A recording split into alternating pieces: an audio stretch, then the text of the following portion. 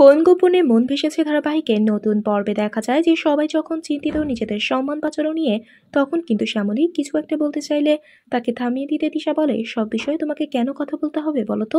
এটা একটা বড় আয়োজন, তোমার এই ক্ষুদ্র হোটেল নয়। তাছাড়া এখন নতুন করে মাটন রান্না করা অসম্ভব।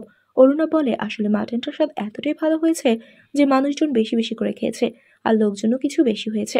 শ্যামলী কিছু বলতে গেলে আবারও বাধা দিল দিশা। দাদু বলে, ওকে বলতে দাও, ওর ফর্মুলায় তো আমাদের আরো অনেক কাজ সফল হয়েছে।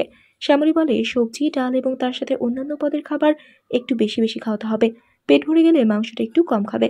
তাছাড়া আমি নতুন করে আলুর ভাজা পোস্ত তৈরি করেছি, আপনারা শুধু পোস্তের স্বাদের গুণাগুণ প্রচার করুন। দুই দাদু আর দিদা ও অন্যরা সবাই প্রচার করতে লাগলো, আর গানে গানে বরযাত্রীদের জমিয়ে রাখলো।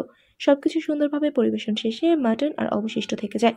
বাড়িতে ফিরে সে সবাই সিদ্ধান্ত নিল শ্যামলীকে আর কাজের মেয়ে সোনালি ও টুম্পার ঘরে রাখা হবে না। তাকে ডেকে বলা হলো আজ থেকে সে থাকবে গেস্ট রুমে। কিন্তু সেই প্রস্তাব নাকচ করে দিয়ে শ্যামলী বলে, আমি যেখানে আছি সেখানেই ভালো আছি। নিজের রুমে চলে আসলে তাকে পুনরায় বোঝাতে থাকে অনিকেত। শ্যামলী তাকে ফিরিয়ে দিয়ে বলে, আমি গেস্ট রুমে থাকতে চাই না। তাহলে কি এবার শ্যামলীকে নিজের রুমে আনবে অনিকেত? বন্ধুরা, তোমাদের কি মনে হয়? এক্ষুনি একটি লাইক দিয়ে এবং কমেন্ট করে জানিয়ে দাও তোমাদের মতামত।